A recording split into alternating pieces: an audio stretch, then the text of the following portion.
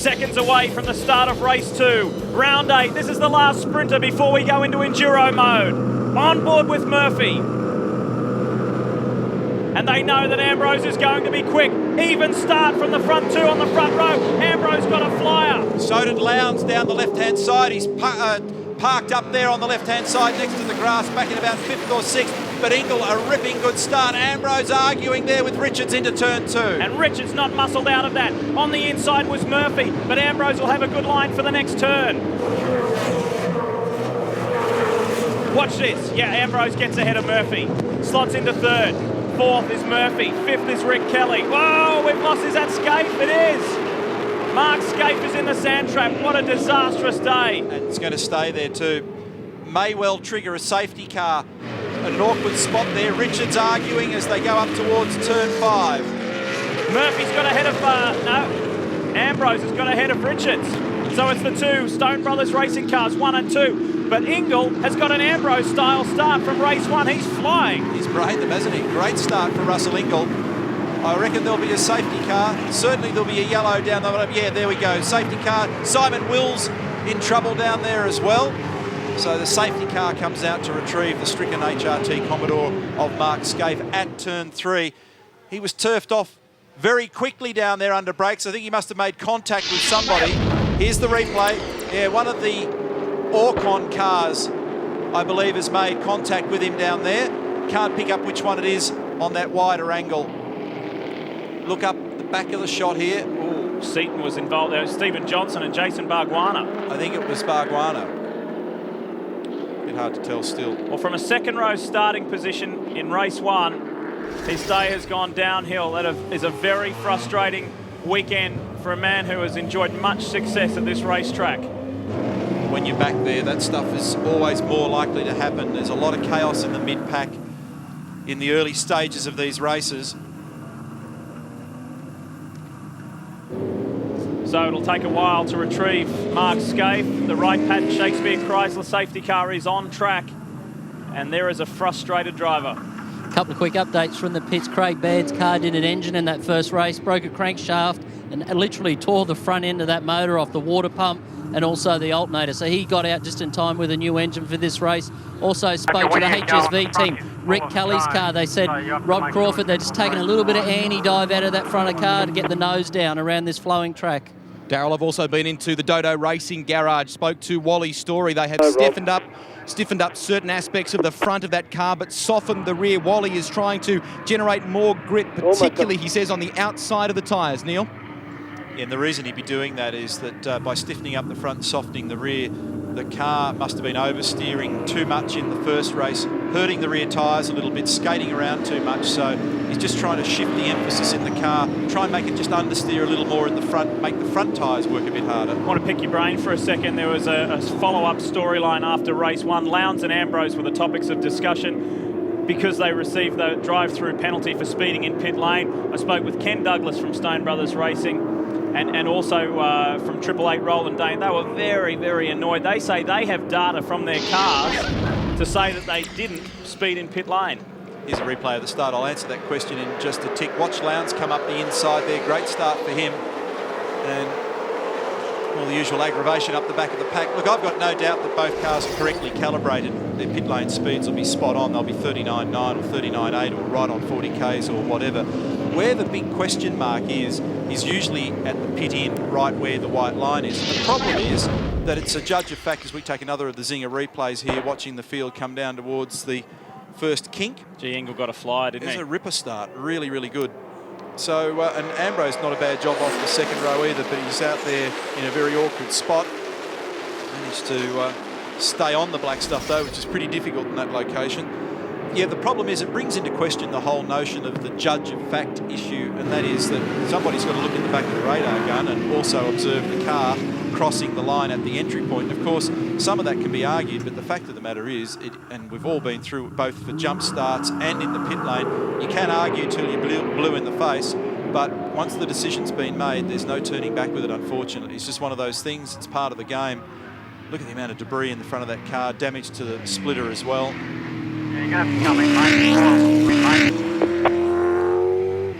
team communicating to Mark Scaife he will need to come into pit lane. So Field still behind the WPS safety car in this 54-lap event. Just finishing that remark off, it's rarely an issue in the actual lane itself, even though, you know, people suggest it's downhill and all the rest of it, and it's rarely an issue at the pit exit. 99% of the time it's at pit in.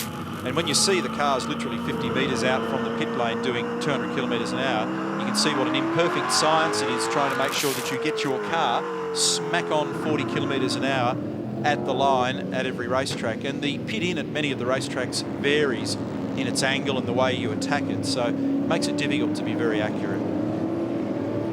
Another story to come post race one, and it literally happened right before the guys went out, involving Alex Davison. And you remember the Scaife scenario where he said he didn't see the 5-second board, and it turns out the 5-second board was behind Mark Scaife. Well, Alex Davison couldn't see the lights from where he was starting back in 31st position, and he just went from what the guys told him on the team radio. He finished, he had a great race, made up 10 positions, finished 21st, but then they docked him 40 seconds for a simulated drive-through. Yeah, and that's been an issue here. In fact, not only at this track, many of the tracks don't have repeater lights or a flag system further around. And here, if you're unfortunate enough to be right at the back in position 33, as the case may be this weekend, that puts you down around the final corner. So you've not only got to sort of negotiate a corner, you do it uphill and you can't see the start-finish line at all. So Russell Engle is our race leader.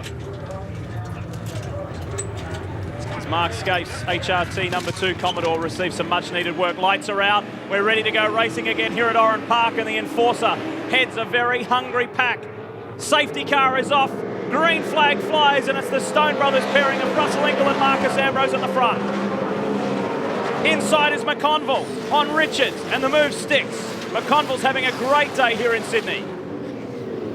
Oh, Marcus just rubbing a little on the back of his teammate, and Stephen Richards doing the same to Marcus Ambrose.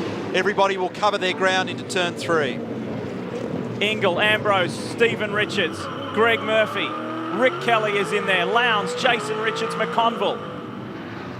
Tight pack at the front. What has Lowndes got to offer? Can he skip through several Holden drivers and match it with the Ford pairing up front? Tyre management in this second race is vital.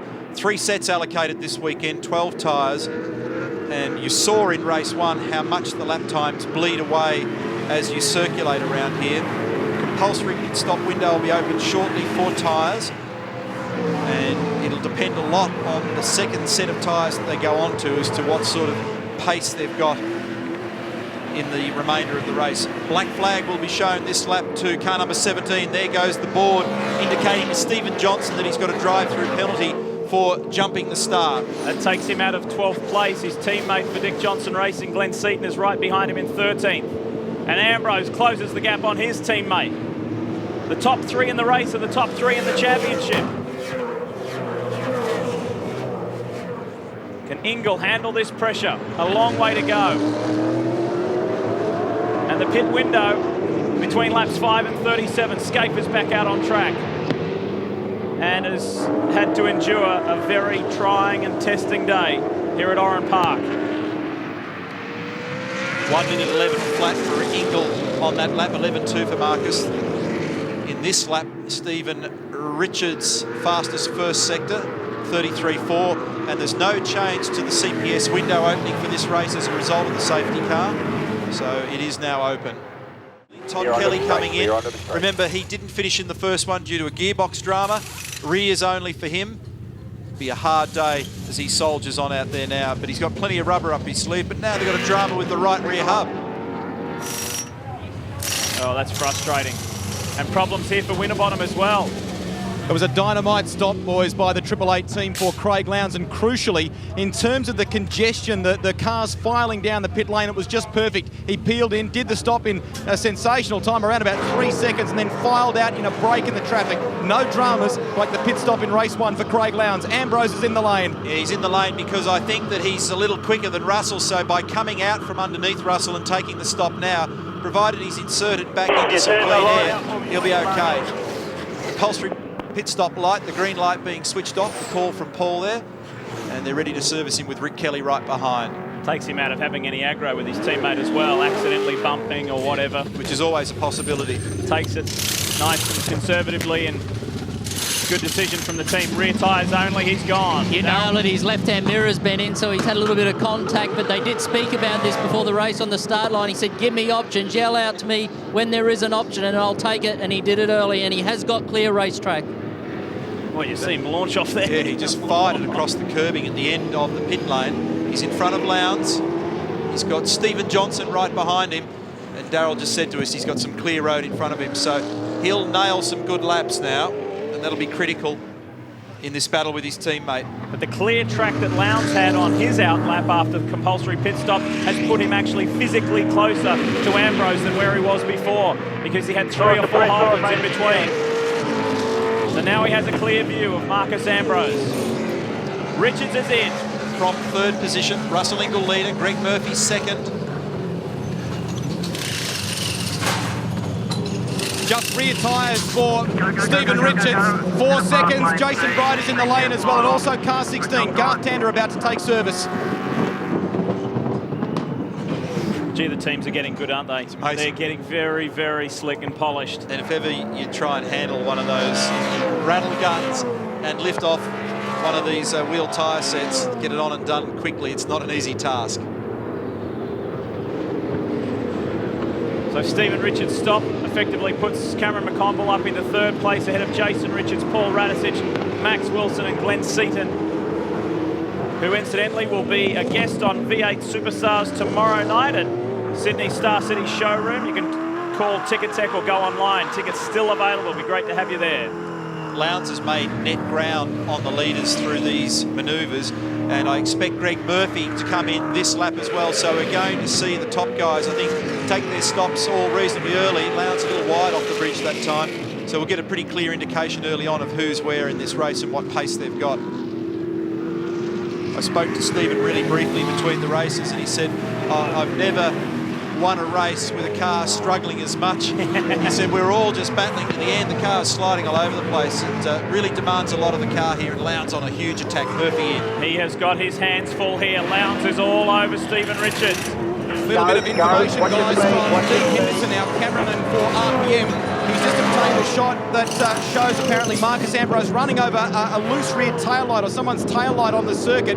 It happened prior to his pit stop, so Dean's thought was maybe he came in early in case debris from that taillight caused a puncture. Murphy and Richards come together, and they come together again. Murphy doesn't want to buy any of this, and he's got the inside run on Stephen. That's bad news for Stephen, because there you go, Craig straight down the inside. So disadvantage, just really an untimely thing for him, the way that he filed out. So Murphy, rock solid, holds his position there. But can Murphy hold Lowndes at bay? That 888 Better Electrical Ford is flying at the moment. Look at this, look at the ground gain there, but then lost on the exit. He was actually wide there. Murphy was in position, which means when you're at turn 6, straddling that entire curve, and Craig actually fired across the face of it.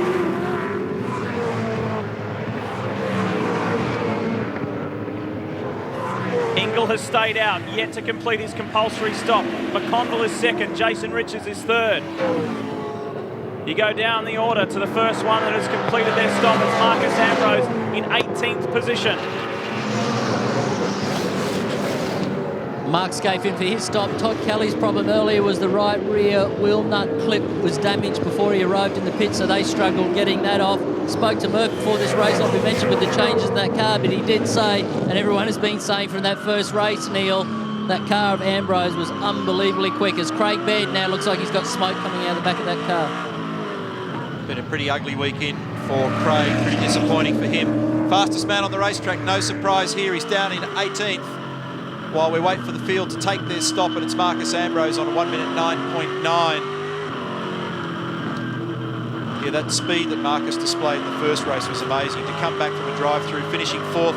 There were times in the race where he had anything up to 3/4 of a second or more on those that he was racing around him, and that's really incredible. And of course, that's a reflection of his pace in the last couple of years in 2003 and 2004. Well, these guys come up on the back of an ailing Craig Baird, and it's interesting to see the strengths and weaknesses of Murphy and Lowndes, the various parts where each other has an advantage over the other one. And their battle continues. Murphy up now to full speed and rhythm, and he's holding Lowndes at bay. And Craig Baird has his hands full here. Broken Watts link. The bolt will have broken in the rear suspension, so he's having trouble controlling the car.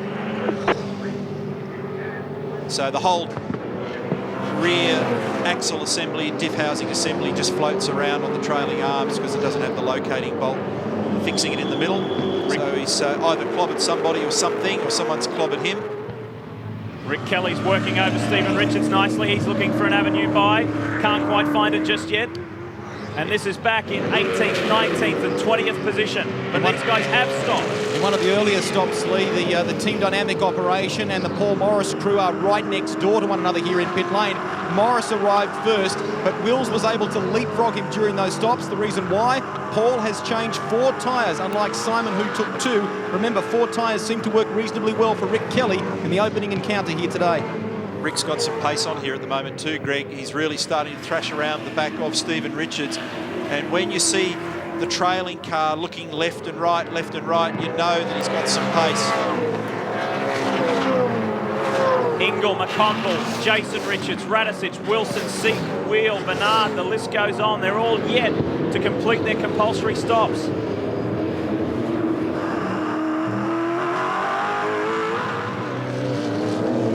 Now Murphy has a comfortable margin over Lowndes. That's manageable. And so too Lowndes over Stephen Richards.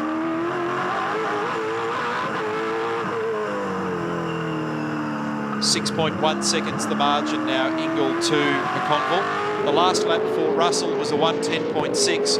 For Cameron it was an 11 even, Jason Richards an 11.2. Saw Gary Rogers before we came back for race 2, and he had a bit of a spring in his step. He's pretty pleased with Cameron McConville's form here this weekend. Top 10 result in race 1. Nice achievement, and he's running well here in the second race too. Ambrose. Will he stand on top at the end of this one? He has been fast in every single session this weekend. Fastest. Yeah. Fastest in the 2-hour Saturday morning session. Fast man in qualifying, fast man in the shootout. And an awesome race in that first race. He didn't win it. But no surprise here, he did the fastest lap of the race. 1:09.4 in race 1. And he's the fastest man so far in this race at a 1:09.9. Lee, a bit more traffic to contend with in this one, the way people are playing the strategy. There's the race leader, and a good half to a third of the field haven't taken the opportunity to stop yet, and the track's a little more cluttered than it was in the first race. Where are they going? Why are they doing that? Why are they playing that hand at strategy? They've seen, for example, Ford Performance Racing in the first race play a fairly clever strategy with both Jason Bright and Greg Ritter, and they made net gain out of it. What you need to do with this strategy is be able to do it on your toes, not on your heels. You have to be able to look at where it's going to put you back in the traffic. If you insert your car back in a place where you're not able to do your peak speed, that's a disaster. Oh, is there a problem here for Murphy? He looked very wide down there at the last corner. He might have just got in there a little too quick. You can see that Craig Lowndes and Greg Murphy have seesawed in their battle, the margin between them. I think Greg was just a little wide down there at the final corner. Neil, an interesting story emerging from the pit lane this morning. I spoke to Chris Jewell, the general manager from Brightech Motorsport. Can you believe this? After yesterday's qualifying session, Matthew White was taken to hospital with something partially blocking his windpipe. He spent the night in hospital and only arrived back at the circuit half an hour before the race. They were in a bit of a dilemma because at that stage, once qualifying has been done, you can't nominate a replacement driver if your main guy suddenly becomes ill. He said to me the reason for it, he was having a hamburger of all things, and a piece of food got stuck in his windpipe. That's a real inlet manifold problem, isn't it? Someone might have put a chip in his burger. Don't know why you'd be having a hamburger on race weekend, but anyway. No, the dietitians would frown on that one, wouldn't they? 7.7 seconds now is the margin, Engle to McConville. So Russell continues to march away. He's still in the 10s, 1:10.9, 11.6 for Cam McConville. But looking back to the faster guys, because they're in and around other traffic at the moment, Ambrose, for example, a 10.6, Murphy a 10.9, Lowndes a 10.9. They're not all getting a clear run at the moment. And a tremendous run from the Cat Ford in Jason Bright. He's got Rick Kelly in his sights now. He made real ground in that first race with the strategy. The other benefit of running longer on the first set of tyres is that you need to then run for a shorter period on the second set of tyres. So you end up spending longer on 2 fresher sets of tyres. The reason everybody dives in early is they don't want to lose touch with what the leader does typically. And you can hear Russell coming in this lap. What they don't want to have is a scenario where all of a sudden the pace car gets deployed and you get trapped out there having not done your stop and the field compresses, and then when you've done your stop, you come out on the end of the tail. You got all that work to do. You've got 30 again. cars between you and anything like a grin on your face. Pressure is the key word here. There's pressure on Russell Engle to make this in-lap as fast as it possibly can be, as clean as it can be. But there's pressure on the Stone Brothers boys down in pit lane to execute the stop as cleanly and as efficiently as possible. And we will see where it spits Russell Engle back out on the track. Will it be ahead of his teammate Marcus Ambrose? Will it be behind? And there they are, the Caltex crew. And they are well drilled. That's Paul Wheel in the background, Super Cheap Auto Commodore. Here comes Russell. He's still 20-30 seconds away at the moment across the top of the flip-flop where there's been a lot of debris all weekend. This is the final corner. And this will give us a great indication of how you arrive here. You need to peel to the right. This is the normal race line exit. And then all of a sudden leap on the picks, and Scape's coming in because he's reporting a lack of grip in the front of that car. Some sort of a problem. And the flashing brake light indicates that the pit lane speed limiter is on.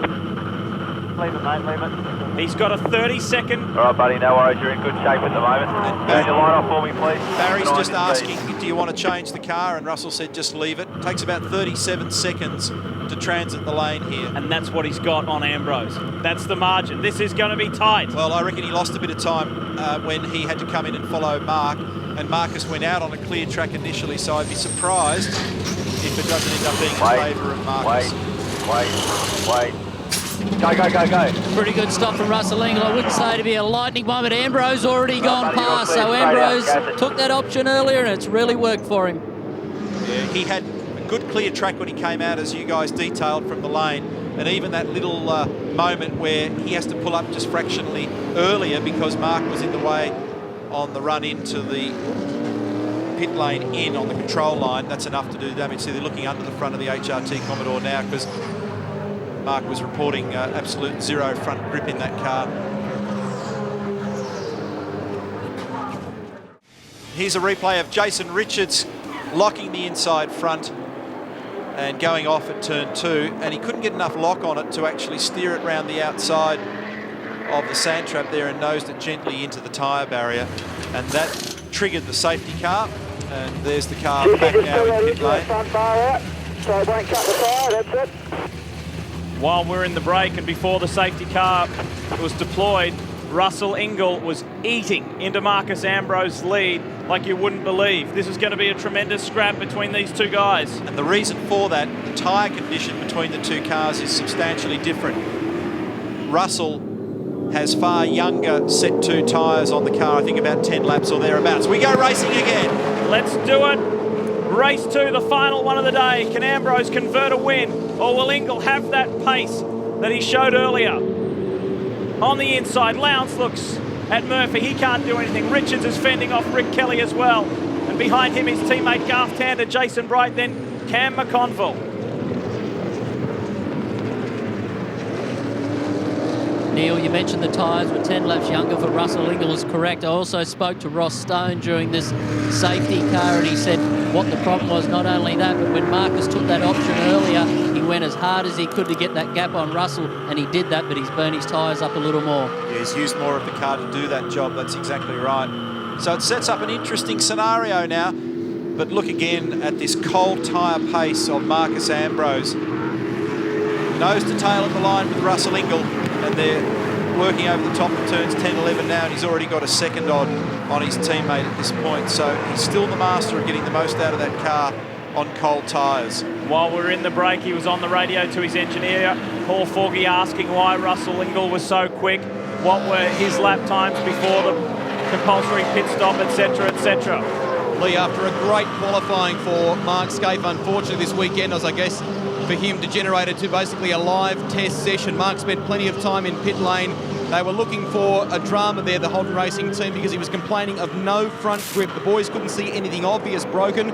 Rob Starr, the team boss, told them to make a wholesale roll centre change. They went up 6 turns. They set him back out. Also, 2 big flat spot on that front left of Jason Richards. And interesting to note too, the temperature has gone down 2 degrees since race start. Ambient now 23, on track it's 26. A beautiful day in the middle portion of the day, but it's been very icy at either ends of the day here at Oran Park. You see that massive 4-wheel drift from Garth Tander? It was a big one. Great speed on that opening lap from Ambrose, and Engle not able to run with Ambrose, but still able to well and truly draw away from Murphy. And both the SBR cars were particularly handsome on tyres that weren't stone cold, but they would have cooled out and dropped a couple of pounds of pressure. Even if Marcus Ambrose were to win this second race, the enforcer Russell Engle would win the round by 3 points, courtesy his second place in race 1. Richards has had his hands full with Rick Kelly. Rick has been relentless in his pursuit to try and get past the Castrol Commodore, but he can't quite do it. 10.4 on that lap for Russell Engle, 10.7 for Marcus Ambrose. Zinger replay time. Anthony Tratt and Greg Ritter. Just a little tap there at the exit of turn 2, and another one just for good measure. Oh, now they turn it up a little bit. The 2 HSV dealer team cars are ganging up on Stephen Richards. Tander's gone the inside of his teammate and pulls it off. That was slick. It was. It doesn't take much of a change to your momentum to suddenly alter things out there. And that was a little opportunity that Rick thought, well, here's a go. I can actually pass Stephen. And in a heartbeat, it's turned the other way around. And it was Garth Tander that put a move on his teammate. And Jason Bride has put in 2 very solid drives here today. You don't want to be down the dirt and the inside there going into 4. Rick therefore comes out the corner slow. That allows Garth up the inside, just easy as. Very sophisticated move. Another black flag 17. For 17, yeah? Smoke and fluid from Stephen Johnson's car. There's your top 5. Strathfield scoreboard. And 0.4 is the official margin between Ambrose and Engle. 10.8 for Marcus on the last lap, 10.5 for Russell. He's still showing speed. 11.1 for Greg, 11.1 for Craig, 12.4 for Stevie Richards. So he's really struggling there at the moment. Both these HSV dealer team cars are all over the back of him, with Jason Bright behind them, then Cam McConville, Paul Radisich for Team Kiwi is 10. Tander says, my teammate couldn't do it, give me a shot. Let's see how we go. This is the battle for 5th. It's Ambrose, Engle. There's nothing between those guys, half a second, if that. And look at Lowndes menacing Greg Murphy for that podium spot. You ride with Murphy now. Oh, Lowndes thinks about it, close in the final turn. One thing that is not a weakness in Greg Murphy's game is concentration. So it'd be very unlike Greg to suddenly blink and bowl a wide at the critical time. But the thing here is that, as you can see, Lowndes has got pace. He just gave him a little tap there, and Lowndes actually addressed that by not trying to fire up the outside. So he's evened it back out by just fanning the throttle a little bit, getting out of it, and then getting back on and resuming the battle as they were. Speaking of the battle, check this out. This is for the lead. The teammates, the Pertec Ford, the Caltex Ford, Russell Engle, really starting to apply the pressure now. Gets a little taily. Russell's peeled 1/10 of a second off in the first sector here. He's officially in the game. Here's the replay. Here's the reason why Murphy got a bit crossed up. It's because he was wearing the better electrical car there for a moment. And so Greg has to nip the brakes up. And Craig could have slid up the inside a bit more there, but you don't want to be on the outside at turn 3 in any case. But I think he also decided to just address that little tap and slot back in behind. What's going to happen here with the teammates? You won't you see can have a go at anything Ambrose, silly. but it must be 100% clean, mate. Must not touch. Must have ESP. Yeah. There you have it. Yeah, from Russell. the team. It's got to be clean. It was like, yeah, okay.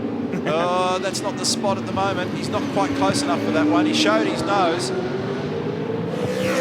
you can see that Marcus's left-hand mirror is folded in, so he won't get any indication of the Caltex car being up there.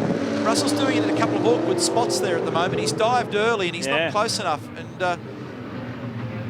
all he heard was, you can have a go. You probably didn't hear the bit about Keep it clean. Oh, that's okay. They said I could have a go. Well, if it's not, and they collide, Ross Stone will grab both of them and do a Three Stooges and bash their heads together at the end, but I don't think we're going to see that. The West Point crew are going to work here, Lee, and it looks like they've pulled out some damaged bits of hose already. Dick Johnson has just confirmed to me that it is a power steering hose or power steering related issue, unfortunately for Stephen Johnson. At the wrong time too, because he lost 7th place in the championship to Greg Murphy after the first race. They've got a big auction coming up there at DJR, raising money for charity in Queensland. I think it's the 16th of August on a Tuesday. Not 100% sure of the dates. Not on my fingertips at the moment. That's because of all the serrated curbing here. Look at this. Tander up the inside of Richards at turn 3. Zinger replay tells the story. He might lose another spot here as well. Certainly vulnerable. Oh, it's close. All the oxygen's going out of this room. I can tell you watching this one. Nail biter. This time, Ingle's lining him up. Thinks about it, and he's there. Oh, slight touch between the teammates. But Ambrose gave him room. And Engle capitalises, squeezes the Caltex Falcon through, and it's your new race leader. What do you reckon the heart rate monitor would have said if it was on either Ross or Jim Stone then? 400 beats a minute. They got the job done, and not before the two of them had a little arm wrestle along the way. But one thing is absolute, Russell's got speed on Marcus at the moment, no doubt about it. He's had it for the last 15 to 20 laps. Stone brothers are going for the hat-trick here at Oran Park. Ambrose has given them the round the last 2 years. This has and Engle could do it today. Championship implications for Russell Engle, because with that position that he's got at the moment, and with Richards going down the order a bit at the moment, that'll reshuffle the minors. I think he'll leapfrog Stephen. Yeah, he will. Should be second. And he'll win the day, of course, with a first and a second. Well, we've got a long way to go, though. It's only 37 of 54. Plenty of work still to be done, and Richards is really sliding down the order. Stephen is now 10th, and he's heading towards a round victory, his first in the 2005 season. See his hands then at turn 2. He's barely having to reset this car. He turns it in, and it goes exactly where he wants it to go. This is in the gutter at turn 4. You have a look at the way in which the tyre load comes on and off this tyre, and the rim pokes out, a massive amount of wall distortion. Watch this over the curbing at turn 6, looking for the concrete here. There it is. Straddles that sawtooth curb. Look at the rim poke out. Yeah. Turn 8, right-hand side of the car's right over the curbing. Now this one rattles over the exit curb. This is the dog leg. Massive distortion in the tyre down here in the final corner, and watch how close he runs to the wall. He's about half a metre away from it this time, cruising along. 11.4 on the last lap, and it's an 11.4 this lap. It was the same time for Marcus Ambrose, so Marcus used a bit much of the rubber in the early phase of the race. 11.6 for Marcus this lap, so he's not able to keep pace. Russell is the fastest car on the track. Here's a bit of a stat for you guys. Crush has just come to me. He says Russell Engle has never ever finished on the podium here at Oran Park in 10 years, or his 10 starts. The best was 4th. And also looking at the rest of them, he's finished 1st and 2nd outright at every racetrack in this country, including Lakeside. The only one he hasn't done it is Canberra. So it's pretty good stats for Russell. Big drama here. Sorry to interrupt, Darryl, but someone's going off in a big way down there at the bottom of the hill. We now have one destroyed race car, mate. Well done. Wowee, that is some serious damage. And obviously Matthew okay to be able to bring that car back to pit lane. That gives the team a big headache, a big bill, and a lot of work to do. I can't believe that. Turned around by a car a lap down. There you go, and that was on the exit of the dog Tell leg. me if I can keep going through, if you can replace the wheels or something. And there you go, you hear the desperation on getting points in this championship. Maybe we can tear some of it off, put some new wheels on and go again. Oof. Oh, Matthew White. He was tangled up with one of the Dodo racing entries, I think. Wow, yeah. He's gone in there hard. And thankfully, the tyre barrier is doing exactly what they're placed there to do. Look at how much air that car got. Yeah, a lot of energy there. I'm just looking at my data sheet here. When you come off the top of the hill there, you're doing 180 kilometres an hour, breaking down to 80 k's at the final corner. I don't care if you're 10 laps down, you should not be doing that. But that was me letting him through when he turned me around. Okay. Have a look at what's the damage, alright? Hold on. Mate, it was a big shunt. I cannot believe it.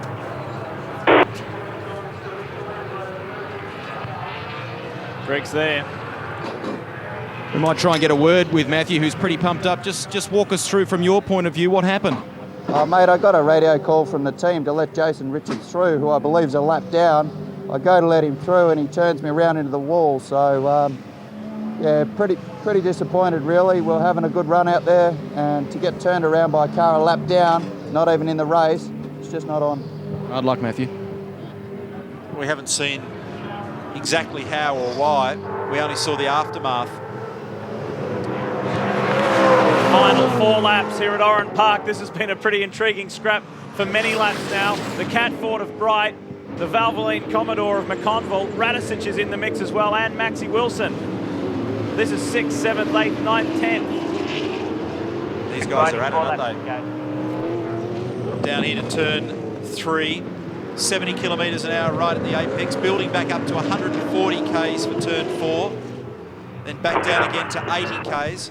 Very slow average speed around this course, building up again to 150 k's here at the top of the bridge. Coming off the bridge, you actually sit around 120 odd k's, build up again to 155 just here on the approach to 6, 120 k's across the face, back up to 160 k's on the run to turn 8, at turn 8, 115 odd k's, and then building up to about 165 over the top of the dog leg, and then finally 180 down the other side here where Matthew White went off in that tangle. There's the tyres dislodged into the final turn 11, and then 240 kilometres an hour back down the front straight in 6th gear. Glad you're better with figures than me. I just named 5 positions and there's only 4 cars there. It's the broken bones. Engle has a 5.7 second margin over Marcus Ambrose. Murphy's 3rd, Lowndes is 4th, and Tander is 5th. And his teammate Rick Kelly is 6th. So the HSV dealer team boys very much on song this weekend here in Sydney. It's the painkillers doing wicked things to your mind. I got off those very quickly. Sure. Yes. 5.7 seconds. Engle to Ambrose. He's just waltzing away. There it is. That's what it looks like. There's Marcus. And 189 points come Russell Ingle's way. 180 for Marcus and 180 for Greg Murphy. 159 for Craig Lowndes there on screen. There's Greg. That gap is widened. Yeah, that he margin held his is ground. widened, yeah. Either Lowndes has got an issue or Murphy skipped away. Tander was starting to reel Craig Lowndes in, but he's running out of time, and that's too much ground to catch up. The lap's running out. They're burning fuel down at the rate of about 1 kilo a lap, depending on the configuration of engine and how the driver uses the throttle around here, about 1.6, 1.7 litres per lap.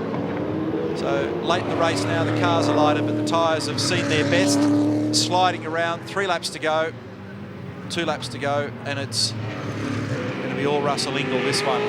We said that this round would play a crucial role in the 05 championship, and it already has, because this man will leapfrog Stephen Richards in the championship points and will be even closer to his teammate and points leader Marcus Ambrose. Look at his hands, just focus on his hands there, Lee. He's really just strolling along with this car. He turns it once to the spot he wants to get it at, coaxes it out the other side of the corner. He doesn't have to put a lot of input through the steering wheel. Look at that, one handset, hands at the top of the wheel, just peels the lock off, squeezes down the throttle. It's all going lovely for Russell. He's the fastest man on the track, and he's just blazing away there at the moment. He pulled another 10th on Marcus that lap. 6 seconds is the margin. He did 12.3, Marcus at 12.4.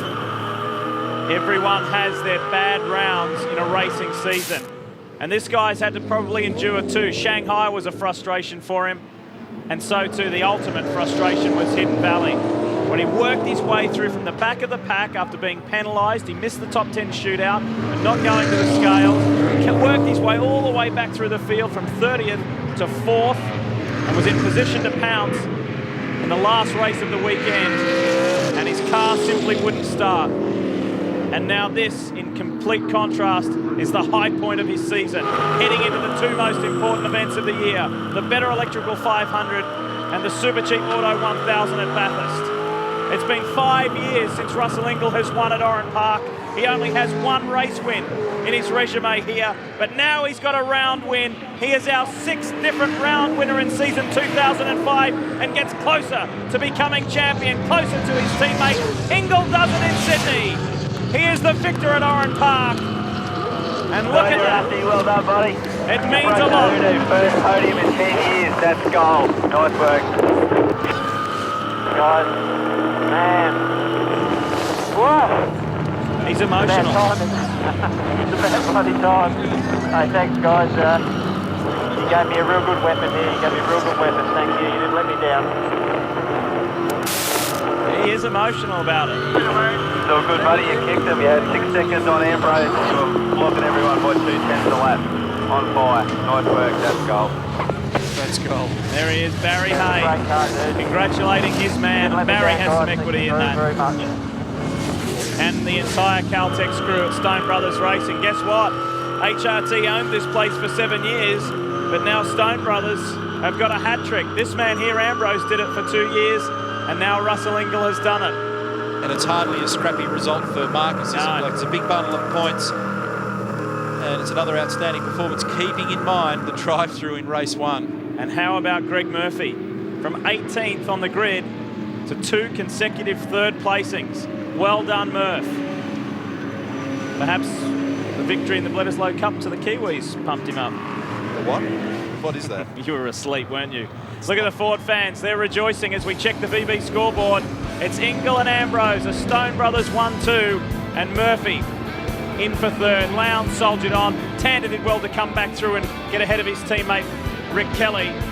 And Bright, McConville, Radicic, Wilson, that battle raged on for a long time. McConville, 2 8th places, his best round of the year. A very solid performance. And Bargwana just outside the 10. Stephen Richards, our race 1 winner, he slid down the order and Seaton some more valuable championship points to try and keep himself in the top 10. And Paul Wheel started the day at 30th and finished 14th in the second. Nice work.